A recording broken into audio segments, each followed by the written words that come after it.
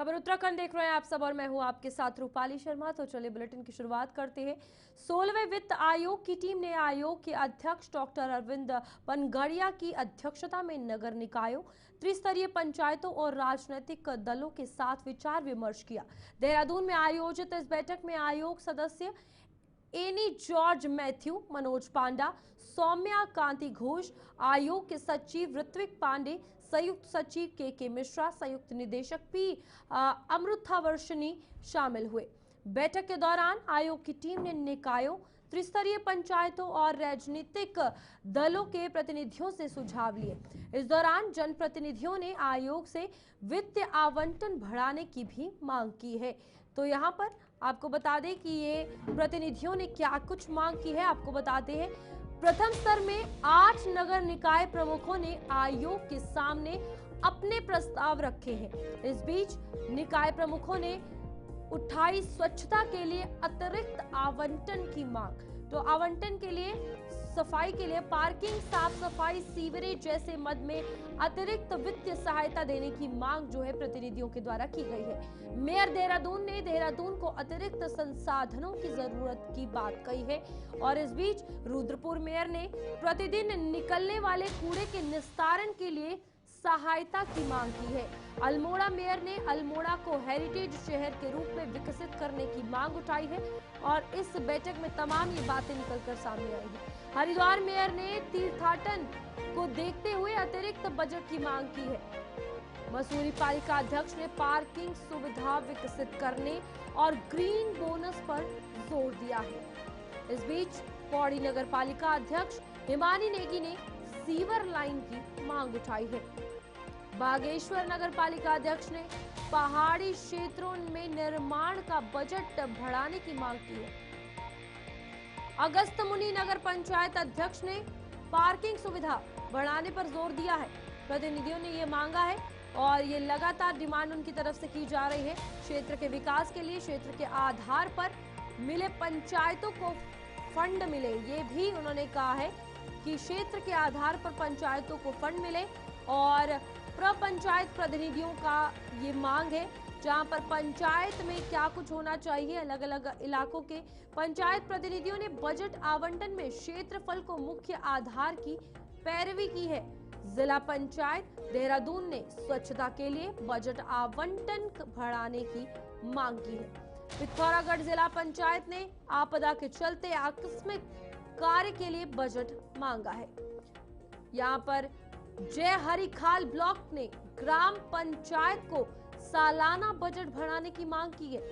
ये पंचायत प्रतिनिधि थे जिनकी मांग थी। राजनीतिक दलों ने क्या कुछ मांगा है ये भी आपको बताते हैं। जहां पर राजनीतिक दलों ने उठाई ग्रीन बोनस की मांग। तो यहाँ पर भाजपा ने राज्य को कार्बन क्रेडिट भी दिए जाने की मांग की है।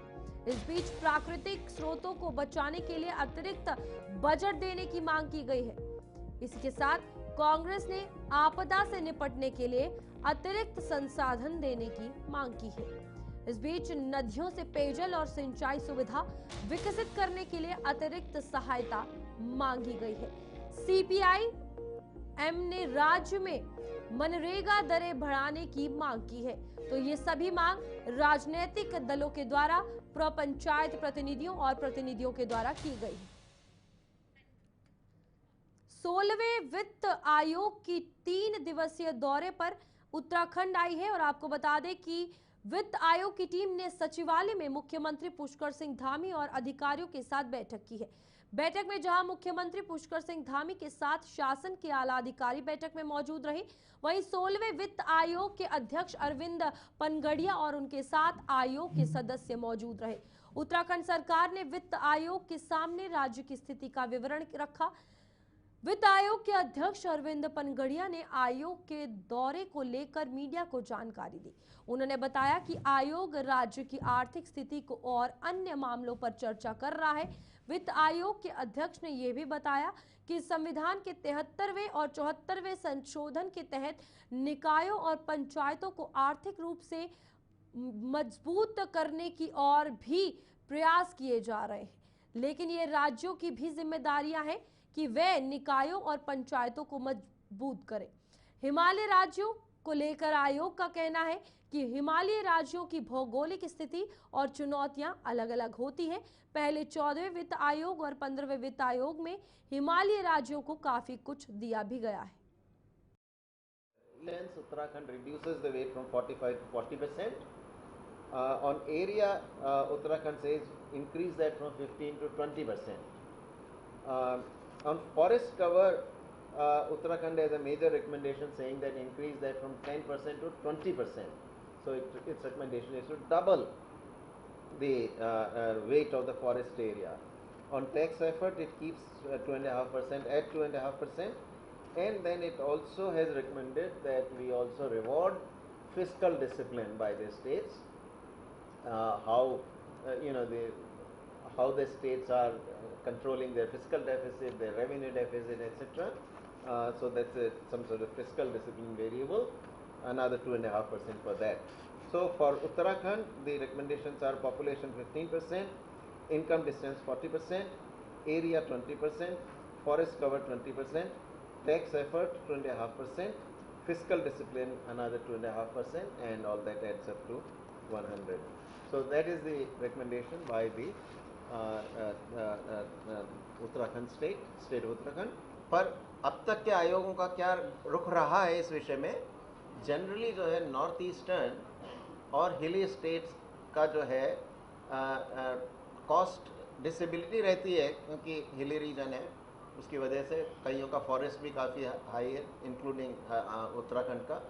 तो अगर आप उनके जो डिवोल्यूशन हुआ है पिछले आयोगों में 15वें में देख लें चाहे, तो आप देखेंगे कि इन सभी राज्यों का जो है शेयर टोटल डिविजिबल पूल में उनके पॉपुलेशन शेयर से काफ़ी अधिक है, काफ़ी ज़्यादा है।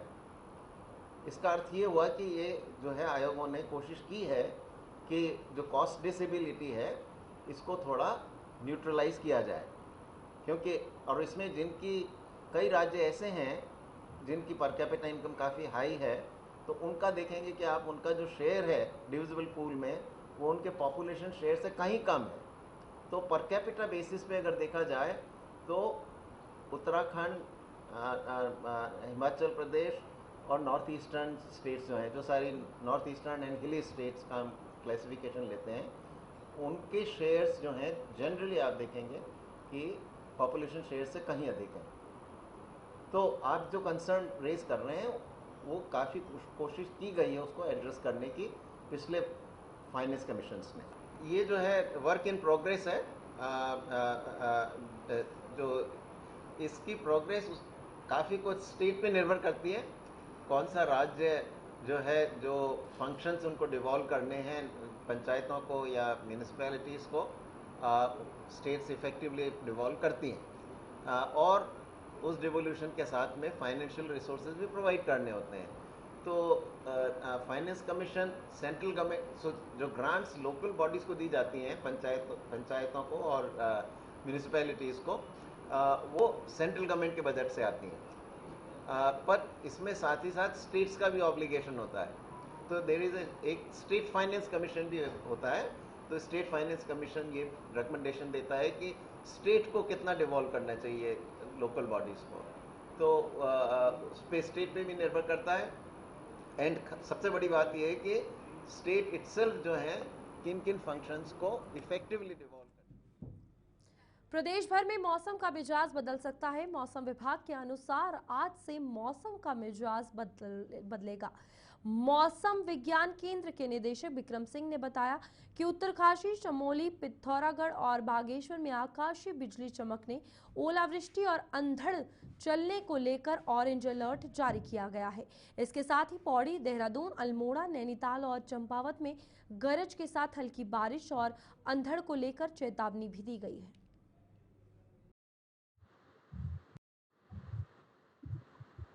और 19 और 20 के लिए हमने बोला था कि इन 2 दिनों में फिर से जो बारिश की एक्टिविटी शुरू होगी।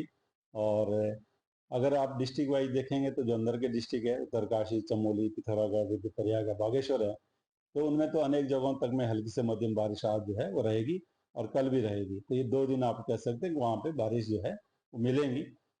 हालांकि ठीक है, थोड़ी देर आपको बीच में गैप भी मिलेगा। आजकल आप देखते हैं कि थंडरस्टॉर्म एक्टिविटी मेनली होती है, तो वो कुछ समय के लिए चलती है, फिर बंद हो जाता है, फिर दूसरे दिन फिर होंगी। तो इस तरह की सिचुएशन है। लेकिन हाँ, हल्की से मध्यम तक की जो रेन थंडरस्टॉर्म एक्टिविटी वो अनेक जगहों में अंदर के डिस्ट्रिक्ट में मिलेगी। इसके अलावा जो आपके प्लेन्स के और हिल्स में बात करते हैं, या फिर आप प्लेन्स में बात करें, तो हिल्स में मैं कहूँगा कि कुछ जगहों तक में हल्की या मध्यम तक की जो बारिश है वो हो जाएगी वहाँ पर भी। और प्लेन्स में तो वेरी लाइट लाइट मैं कहूँगा वो उस तरह की एक्टिविटी हो रहेगी। कल भी इसी तरह की सिचुएशन रहेगी, जो 20 तारीख में भी करीब करीब सिचुएशन इसी तरह है। तो 2 दिन है। जब वार्निंग की बात करेंगे तो आज जो अंदर के डिस्ट्रिक्ट है उसमें ऑरेंज तक हमने रखी है, क्योंकि आप देखते हैं कि थंडरस्टॉर्म में तेज बारिश पड़ना या फिर इसी तरह तेज हवाएं या कहीं एका दुक्का जगहों में ओलावृष्टि की भी या बिजली कड़कने का इस तरह की जो चीजें हैं वो देखने में मिल सकती है। तो थोड़ा जब भी थंडरस्टॉर्म एक्टिविटी चल रही है तो उस समय लोगों को चाहिए कि सेफ जगह पे थोड़ी देर इंतजार करें, रुकें, और उसके बाद ही जो है फिर आप ना आगे बढ़ें, आगे की जर्नी करें। तो इस तरह का प्रिकॉशन लेंगे तो मैं समझता हूँ फिर कोई दिक्कत वाली बात नहीं है। तो बारिश ज़्यादातर जो हल्की से मध्यम है, और जैसे मैंने बोला कि इंटेंस स्पेल जो है वो इक्का दुक्का जगहों में मिलने की बिल्कुल संभावना है, तो वो चीज़ें भी दिखेंगी। तो इसलिए जो गार्ड गधे रहे हैं उसके आसपास जो लोगों को जो है नहीं खड़ा होना चाहिए। जब आप ट्रेवल कर रहे हैं तो ऐसी जगहों पर खड़े ना हो, तो हो सकता है जल स्तर एकदम बढ़े और आप चपेट में आए। साथ ही जो उच्च हिमालयी क्षेत्र है तो वहाँ ठंडा भी रहेगा, रात और सुबह का टाइम तो ठंडा होता है, बारिश होने से और भी टेम्परेचर गिरते हैं। तो उस तरह की तैयारी भी वो करके जाएं। तो यही मैं अभी कहना चाहूँगा, 2 दिन के लिए है। तो फिर उसके बाद 21-22 में देख रहे हैं तो थोड़ी एक्टिविटी काफ़ी कम हो जाएगी, आइसोलेटेड टाइप हो जाएगी, हल्की एक्टिविटी रहेगी, तो वो कोई विशेष नहीं है। तो आगे ठीक है मौसम, और 2 दिन अभी जो है बारिश की एक्टिविटी आपको प्रदेश में देखने को मिलेगी। इसमें बात करें आज भी और कल भी, तो तब उसमें भी जो है कुछ जगहों तक में हल्की मध्यम बारिश हो है वहाँ पर भी मिलेगी। जब हम वार्निंग की बात करते हैं तो जो अंदर के डिस्ट्रिक्ट है तो उनमें ऑरेंज वार्निंग जो है आज और कल के लिए रखी गई है। तो उसमें देखिए जो वार्निंग मेनली है वो थंडरस्टॉर्म के लिए है। कोई ऐसा नहीं कि बहुत ज़्यादा रेंस है, हैवी रेंस वगैरह नहीं रखा है, बिल्कुल उसका संभावना भी नहीं है। लेकिन जो थंडरस्टॉर्म है उसमें आप देखते हैं कि इंटेंस स्पेल कहीं कहीं पे मिल जाती है कि विद इन आवर और इस तरह के पीरियड में ही जो है 3-4 सेंटीमीटर बारिश मिलती है। तो वो कहीं ना कहीं एकदम गाढ़ गदर में जल स्तर बढ़ना या छोटा मोटा जो लैंडस्लाइड है या बोल्डर्स गिरना, इस तरह की एक्टिविटी फिर उसके साथ। कैबिनेट मंत्री गणेश जोशी ने देहरादून के वार्ड 10 डोभालवाला में कालिदास रोड स्थित इंद्र विहार में 1 करोड़ 88 लाख रुपए की लागत से नलकूप निर्माण एवं तत्संबंधी कार्यों का भूमि पूजन कर कार्य प्रारंभ किया। इस मौके पर कैबिनेट मंत्री गणेश जोशी ने कहा कि इंद्र विहार एवं निकटवर्ती क्षेत्र में लंबे समय से जल संकट की समस्या सामने आ रही थी, जिसे ध्यान में रखते हुए इस नलकूप का निर्माण कराया जा रहा है। उन्होंने कहा कि राज्य सरकार जनता को बुनियादी सुविधाएं उपलब्ध कराने के लिए निरंतर प्रयासरत है और इसी क्रम में क्षेत्रवासियों को स्वच्छ और निर्बाध जल आपूर्ति सुनिश्चित करने के उद्देश्य से ये नलकूप निर्माण कार्य प्रारंभ किया गया है। पानी की बहुत समस्या थी।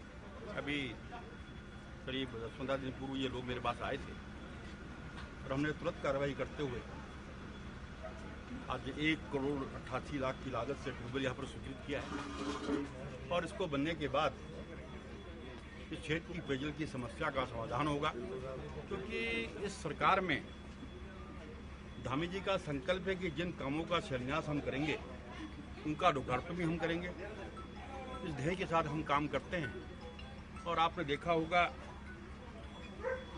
कि जितनी भी योजनाएं हमने शुरू की थी आज उनके लोकार्पण कर रहे हैं। पहले जो है शिलान्यास हो जाते थे, पत्थर लग जाते थे, फिर दूसरी सरकार आती थी, पत्थर फट जाते थे, लेकिन आज पहली बार धामी के तत्व में लगातार विकास के काम हो रहे हैं।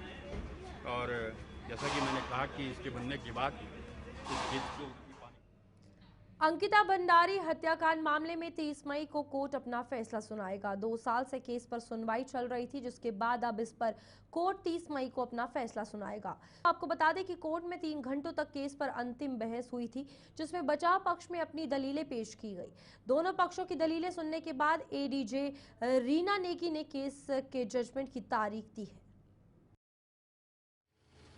देखिए, लगभग 2 वर्ष से ज़्यादा इस मामले को हो चुके हैं, इस जो ये अंकिता की हत्या हुई थी, और पूरे उत्तराखंड को ही नहीं पूरे देश को झंझोर के रख दिया था इस घटना ने, इस जो निर्मम हत्या की गई थी। और अब चूंकि ट्रायल काफ़ी समय चल गया और लगभग अभी जैसी प्रोसिक्यूशन यानी कि कहें सरकार की तरफ से जब गवाही समाप्त हुई उसमें जो चार्जशीट में गवाह थे, उसके बाद अभियुक्त पक्ष ने अपने बचाव साक्ष्य में लगभग 2 महीने का समय होने लगा और लगभग 3 से 4 साक्षी उन्होंने भी बचाव साक्ष्य में दिए अपने। और उसके बाद अब पिछली लगभग आज सहित 5 डेटों से इसमें लगातार आर्गुमेंट चल रहा है। अभियोजन पक्ष मतलब प्रोसिक्यूशन साइड और अभियुक्त पक्ष दोनों की तरफ से तर्क वितर्क कोर्ट में अपने अपने पक्ष रखे जा रहे थे। आज फाइनली आज इसमें आर्गुमेंट कंप्लीट हो चुका है, तो अब ऑनरेबल एडीजे कोर्ट ने इसे जजमेंट के लिए नियत की है, जो कि 30 मई 2025 को इसमें जजमेंट आना है, जो कि डेट फिक्स हुई है। तो पूरे उत्तराखंड की उम्मीद न्याय पे टिकी है और मेरा मानना है कि हमारी बेटी को न्याय मिलेगा और 30 मई का जो दिन होगा वो पूरे उत्तराखंड के लिए, पूरे देश के लिए एक ऐतिहासिक दिन होगा। उस पीड़ित परिवार को भी न्याय। उत्तराखंड विजिलेंस की टीम ने बड़ी कार्रवाई करते हुए रुड़की तहसील कार्यालय में तैनात पेशकार रोहित को 10,000 रुपए की रिश्वत लेते हुए रंगे हाथ गिरफ्तार कर लिया है। ये कार्रवाई सतर्कता अधिष्ठान देहरादून सेक्टर की ट्रैप टीम ने स्वतंत्र गवाहों की मौजूदगी में अंजाम दिया। शिकायतकर्ता ने सतर्कता अधिष्ठान की टोल फ्री हेल्पलाइन यानी कि 1064 पर दर्ज शिकायत में बताया कि उसकी बहन की कृषि भूमि से संबंधित मामला तहसीलदार न्यायालय रुड़की में लंबित था। 24 मार्च 2025 को न्यायालय ने एक पक्षीय आदेश पारित किया था, जिसके विरुद्ध 21 अप्रैल 2025 को रिस्टोरेशन के लिए प्रार्थना पत्र दाखिल किया गया था। आरोप है कि पत्रावली पर कार्रवाई कराने के एवज में पेशकार रोहित ने 25,000 रुपए की रिश्वत की मांग की थी। सतर्कता टीम ने शिकायत पर त्वरित संज्ञान लेते हुए योजनाबद्ध तरीके से ट्रैप बिछाया और रोहित पुत्र रामपाल सिंह निवासी ग्राम कस्बा रुड़की जनपद हरिद्वार को 10,000 रुपए की रिश्वत लेते हुए रंगे हाथ गिरफ्तार कर लिया। गिरफ्तारी के बाद सतर्कता अधिष्ठान की टीम द्वारा आरोपी के आवास सहित अन्य ठिकानों पर संपत्ति की जांच पड़ताल की जा रही है। सतर्कता निदेशक डॉक्टर वी मुरुगेसन ने ट्रैप टीम की इस सफलता की सराहना करते हुए टीम को नगद पुरस्कार देने की घोषणा की है। किच्छा विधायक तिलक राज बेहड़ ने किच्छा विधानसभा क्षेत्र में राज्य योजना के तहत विकास कार्यों का विधिवत रूप से शिलान्यास किया। विधायक ने 1.68 करोड़ की लागत की 3 सड़कों ग्राम इंद्रपुर लिंक मार्ग और कनकपुर से प्रतापपुर मार्ग और नारायणपुर में अंबेडकर द्वार से नारायणपुर कोठा तक पुनर्निर्माण आदि का शिलान्यास किया। इस अवसर पर कई कांग्रेस कार्यकर्ता और ग्रामीण मौजूद रहे। विधायक तिलक राज बेहड़ ने कहा कि किच्छा विधानसभा क्षेत्र को विकसित करने के साथ साथ उसे सुंदर बनाना उनकी प्राथमिकता है, जिसके तहत किच्छा विधानसभा क्षेत्र में हर तरफ विकास कार्य कराए जा रहे हैं। उन्होंने कहा किच्छा में विधायक निधि से बनाए जा रहे हैं अधिकांश विकास कार्य पूर्ण हो चुके हैं या पूरे होने को हैं।